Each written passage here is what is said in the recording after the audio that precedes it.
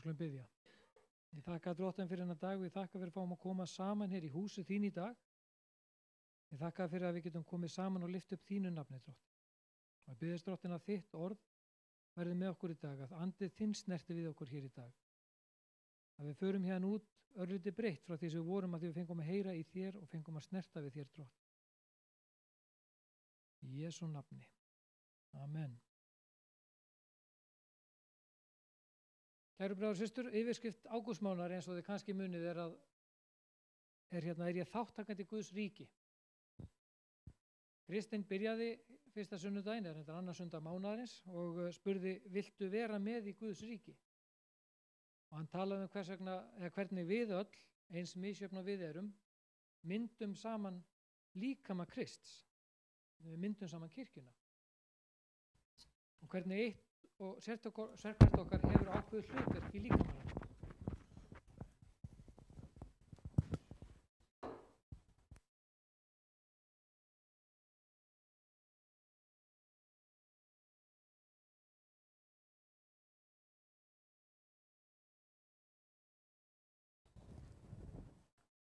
Og svo tók Ríanna við og hún talaði síðasta sunnudag og þá sagði hún frá því hvernig svona á einfaldan hátt með því að stíga út fyrir þægindarammann hvernig við getum verið með í Guðs ríki á einfaldan hátt með því að stíga út fyrir þægindarammann, með því að fara bara yfir herbergið og tala við fólk. Hægara sagt en gert. Og í dag þá langar við að tala gjafir. Við höfum öll eitthvað fram að færa. Og okkur kann að finnast við ekki hafa henni sérstakt, en við höfum öll einhverja gjöf sem Guð hefur gefið okkur.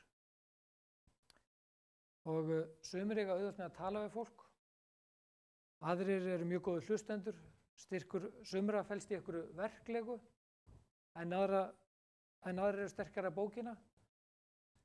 Og sumir líta svo á að einungis þeir sem eru sterkir að bókina eða góðir í prófum séu greindir. Það er nú ekki svo, greindin hún er í fleirum. Og af því að Guð hefur gefið okkur misjafnar gjafir, þá er greind okkar, hún er í þeirri gjöf, má segja. Stundum því að ég sé tónlistarfólk eða frábæra ræðumenn eða bara einhverju sem skara fram úr á sínu sviði, íþróttafólk eða aðra, að þá finnst mér ég vera óskup svona vanhæfur og lítill. Ég get ekki gert svona eins og þessi, ég get ekki hoppað 20 metra í langstökki eða hvað þetta er sem að menn eru að stökkva í þessu. En ég má ekki gleyma því að Guð hafði ákveðna áætlun fyrir mig. Hún var ekki að fara í langstökk eða gera eitthvað svoleiðis. Og það er ekki sama áætlun sem fyrir mig og hann hafði fyrir einhvern annan og fyrir þessa sem ég er þá að bera mig saman við. Og það er það sem við klikkum oft á. Við erum að bera okkur saman við hvert annað. Það er ekki máli, við eigum ekki að bera okkur saman við hvert annað. Það er ágætt að fá uppörvun, hvatningu og heilbrigða gagnrýni frá vini, en Guð dæmir okkur ekki út frá öðrum. Hann dæmir okkur út frá okkur sjálfum. Það væri ósanngjarnt að fara að bera fiskinn saman við apa, hvernig hann getur klifrað í trjám. Það er fyrir fiskinn að klifra í tré. Það er að því að hún er ætlað yfir annar staðar. Og við erum svona hvert og eitt, við höfum ákveðna áætlun. Og ef við förum eftir hans vilja, förum eftir vilja Guðs og gerum okkar besta, þá getum við ekki gert betur við það. En ef við hins vegar gerum ekki neitt, getum við örugglega gert aðeins betur en það. En hvernig getum við vita hver okkar gjöf er? Hvernig er þetta áttið að segja á því í hver er ég góður? Þá þurfum við að stíga út fyrir þægindarammann aftur og aðeins að horfa eins hlutlausum augum og við getum á okkur sjálf og sjá hvar við erum sterkust. Hvar stöndum við okkur best? Er ég kannski bara sérstaklega góður í að þrífa, skúra eða eitthvað svoleiðis? Það kann alveg að vera ákveðin gjöf. Eða stend ég mig kannski sérstaklega vel í því að leggja á borð eða taka á móti fólki. Eða tala við fólki, er ég rosalega góður hlustandi? Við þurfum að átta okkur á þessu og það kann að vera að þú hafi fleiri en eina gjöf, en aðalatrið að við áttum okkur á þeim gjöf eins og Guð hefur gefið okkur. og að við notum þær. Og þarna erum við komin að aðalatriðinu. Ég málið nefnilega að það ekkert nóg að fá gjöf. Við þurfum að taka við þeim og við þurfum að opna þær. Það er lítið gagn í gjöf sem við fáum ef hún situr bara innpökkuð hérna inn í skáp. Og stundum þá það kannski þannig að okkur finnst aðrir vera betri í hinu og þessu og við viljum ekki vera trana okkur fram, eða okkur finnst við kannski vera að hæla sjálfum okkur á mikið ef við förum eftir því sem andinn leiðir okkur í. En áttum okkur á einu sem að Páll reyndar talar í 1. Korinthubréfi. Ef við erum með biblíuna með okkur, þá má ég fletta upp á því. Það er 1. Korinthubréf, kapli 12.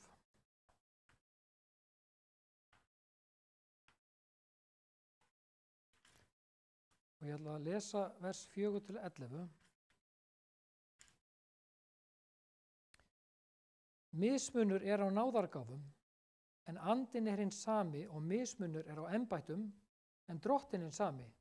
Og mismunur á hæfileikum til að framkvæma, en Guð hinn sami sem kemur öllu til leiðar í öllum. Andinn opinberast í sérhverjum til þess sem gagnlegt er. Einum fyrir andan gefið að mæla af speki, öðrum að mæla af þekkingu í krafti hins sama anda. Hinn sami andi veitir einum trúm, öðrum lækningagáfu og öðrum kraft til að gera undur. Einn fær spádómsgáfu, annar hæfileika til að greina anda, einn að tala tungum og annar að útleggja tungutal. En öllu þessu kemur til leiðar eini og sami andinn og hann útbýr hverjum og einum eftir vild sinni. Það sem ég tók sérstaklega eftir var í versi 7. Andinn opinberast í sérhverjum til þess sem gagnlegt er. Það ekki eftir að andinn hann opinberast ekki bara einhverjum að gamni sínu. Hann opinberast til gagns. Og svo annað sem ég finnst merkilegt að tala að mæla af speki annars vegar og þekkingu hins vegar.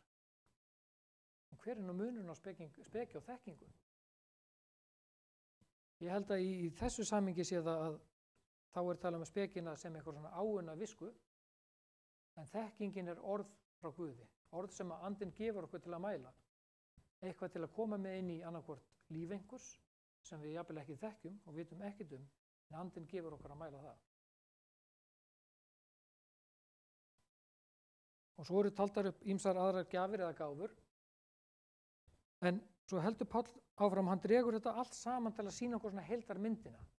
Í versi 12 þá segir hann, því að eins og líkaminn einn og hefur marga limi, en allir líkamanns þótt margir séu eru einn líkami, þannig og Kristur. Rétt eins og kristnir talan, við erum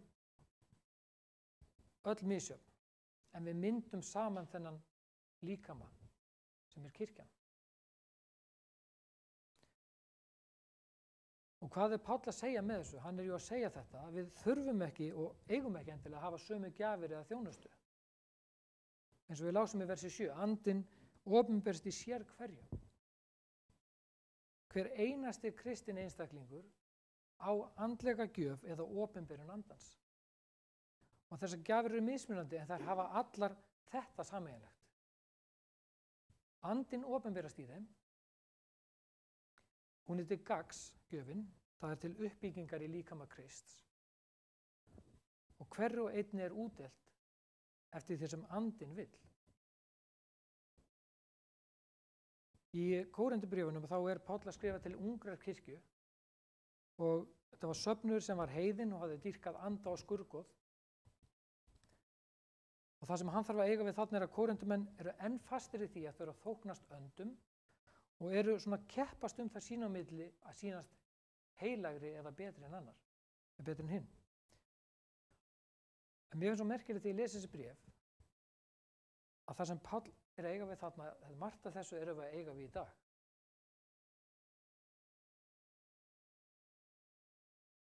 Við sjáum þetta enn í þannig dag í dag í mörgum kirkjum og bara hjá okkur mörgum. En það sem Páll vill að við skiljum í þessu og það sem hann að segja sérstaklega í þessu versum að það engin þjónusta annarri æðri ekkert frekar en að fóturinn ekkert merkilegri en augað eða öfugt. Við höfum hvert og eitt ákveðna gjöf eða þjónustu og við eigum að nota þá gjöf líkamanum til heilla. Og mér finnst það mjög góður punktur sem hjá honum Páli í versi 26 í 12. kafla. Segir hann, og hvort heldur einn limur þjáist, þá þjást allir limirnir með honum. Eða einn limur í hávegum hafður, samgleðast allir limirnir með honum. Það er raunverulega ekkert erfitt að skilja þetta, því ef við rekum tána í, þá er ekkert auðvelt að brosa þetta. Ef við lemjum að puttana á okkur, það er ekkert mjög auðvelt að brosa, þá er það, við viljum láta eitthvað út úr okkur sem er ekki kannski alveg við hæfi. Og við tökum þetta með mann sem fótbrotnar. Löppin er sett í gifs og hann fer á hækjum. Hann er kannski ekki alltaf með að þjást í fætinum, en af því að fóturinn er ekki til staðar til að vinna, að þá lendir meira á líkamanum. Hendurnar þurfa jafnvel að taka á sig eitthvað af því sem að fóturinn átt að gera. Og það er eins í líkama Krists. Ef að við ekki tökum okkar hlutverk, þá lendir það á restina af líkamanum. En á sama hátt segir hann að þegar einn limur í hávegum hafður, samgleðast allir limirnir með honum, og það er það sem við erum að gera. Þegar að einhvert eitt okkar er í hávegum hægt, þá er við að gleðjast. Augað er varla afbrýðisamt út í fæturna þó að langstökkurinn hafi náð sínu markmiði. Það samgleðst. Allur líkaminn samgleðst með markmiði með því að hafa náð árangri.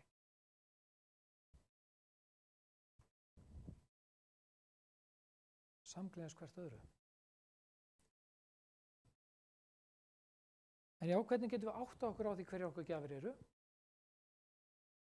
Góðbyrjun er að átta sig á því hvað við gerum nú þegar. Hvað er okkur eðlilegast að gera og vinna sig út frá því. En hvað sem þú gerir, ekki gera ekki neitt. Kannast þið þessa setningu á? Hvað sem þú gerir, ekki gera ekki neitt. En það er akkurat það sem óvinnurinn vill að við gerum. Hann vill að við gerum ekki neitt. Óvinninum er alveg sama þó þið komið hér í kirkju á hverjum degi. Og þið lesið í Biblíuna á hverjum degi. En leið og þið opnuðu munninn fyrir að segja frá Jesú og fyrir að bjóða öðrum og segja hann góðu fréttirnar, þá er honum ekki sama. Og það er þannig sem við berjast mót honum. Með því að segja frá Jesú. Í okkar þjóðfélagi í dag þá þykir það ekkert lengur sjálfsagt að vera þátttakandi í einhverju sem krefst einhvers ammanni. Við fáum allt upp í hendurnar. Maturinn er næstu í full unnin, við rétt hitum hann upp. Við getum nálgast allar upplýsingar bara með því að taka upp símann og fletta eitthvað svona. Og reyndar fullt af upplýsingar sem við höfum ekkert við að gera. Og við erum vön því að þurfa ekki að bíða eftir neinu. Tæknin er frábær. En ef við notum hana, ef hún notar ekki okkur.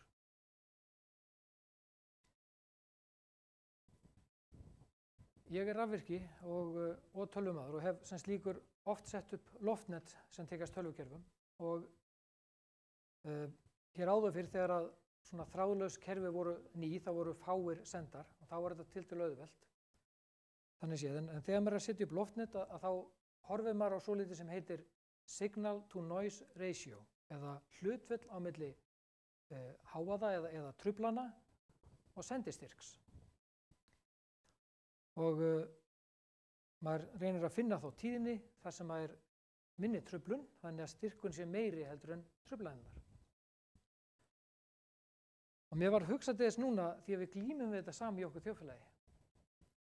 Suðið eða áreitið í kringum okkur er orðið svo mikið að við höfum erfitt með að ná sending frá Guði vegna truflana á rásinni.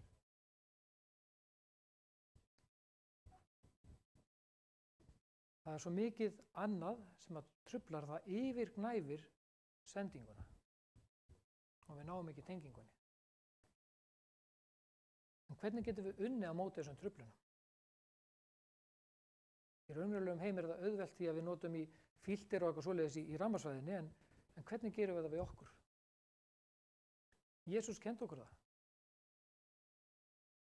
Hann segir í Matteusar guðspjalli, í 7. kafla og 7. versi, þá segir hann: en þegar þú biðst fyrir, skaltu ganga inn í herbergið þitt, loka dyrunum og biðja föður þinn sem er í leynum. Og ég held að Jesús sé ekkert endilega að tala um áþreifanlegt herbergi. Heldur að við bara tökum okkur frá fyrir Guð. Að við gefum honum tíma þar sem við leyfum engu öðru að komast að. Að við stillum okkur inn á rétta tíðni til að útilokum suðið. Og tengjumst Guði. Því bænin hún skiptir nefnilega svo miklu máli. Ekki bara til að biðja um betri heilsu eða fyrir lækningu, heldur bara til að tala við Guð. Segja honum frá því hvernig okkur líður. Og til að biðja hann að leiða okkur eftir sínum vilja. Og svo vera tilbúin til að hlusta þegar hann svo leiður okkur áfram. Rétt eins og Páll var að áminna Kórinthumenn, þá finnst mér hann líka að vera áminna okkur að það ekki stigsmunur á gjöfunum. Það er engin ein merkilegri en önnur. Því að þær eiga saman að byggja upp líkamann. Það markmiðið. Og annað sem Páll segir um það að bera saman gjafirnar og telja aðra merkilegri en aðra er að ofar öllu þessu er kærleikurinn. Ef við höfum ekki kærleika, þá er allt annað bara hjóm eitt. Og við getum lesið það í 13. kafla Kórinthubréfsins. Það er kafli sem verður nefndur kærleikskaflinn. Ég ætla ekki að fara í hann núna, en þótt okkar trú væri svo takmarkalaus að við getum flutt fjöllin, þá er hún einskis virði ef við höfum ekki kærleika. Og það er alveg sama hvernig við kunnum að vera stemd, hvernig okkur kann að líða, og hvað okkur kann að finnast um okkur sjálf. Hvert og eitt okkar hefur gjöf eða gjafir frá Drottni. Gjafir heilagsanda til að byggja upp líkamann. Og okkar hlutverk er meðal annars að átta okkur á þessum gjöfum, taka þær upp og nota þær líkamannum til uppbyggingar. Eða eins og segir í 1. Pétursbréfi, 4. kafla og 10. versi: þjónið hver öðrum með þeirri náðargáfu sem yður hefur verið gefin, sem góðir ráðsmenn margvíslegrar náðar Guðs. Þetta er sem sagt ekki fyrir okkur sjálf. Þessar gjafir eru ekki fyrir okkur sjálf. Þær eru til uppbyggingar líkamanns. Við eigum að þjóna hvert öðru.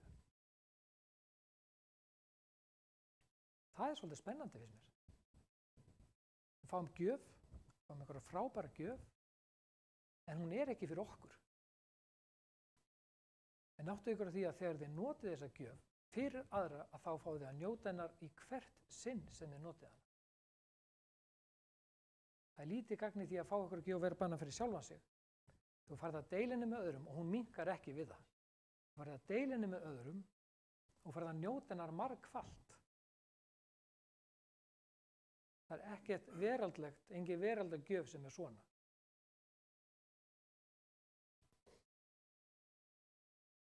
Kæru bræður og systur, gefum Guði tíma. Hlustum á hvað Guð hefur fyrir okkur og tölum við hann. Notum þessar gjafir sem hann hefur gefið okkur og verum virkir þáttakendur í ríki hans. Leifum öðrum að njóta gjafana sem hann hefur gefið okkur og fáum þannig að njóta þeirra sjálfur enn betur. Elsku Faðir, ég þakka þér fyrir það að við fáum að koma hér inn í þitt hús í dag og fengum að njóta þess að vera með þér. Ég biðst Faðir að gefa okkur styrk og gefa okkur djörfung til þess að ganga inn í þær gjafir sem þú hefur handa okkur. Ég biði Faðir að gefa okkur visku til þess að sjá hvað það er þú hefur og biði okkur að gefa hennar styrk til þess að nota þær gjafir sem þú gefa okkur. Óhrætt við það sem aðrir kunna segja. Í Jesú nafni. Amen. Takk fyrir.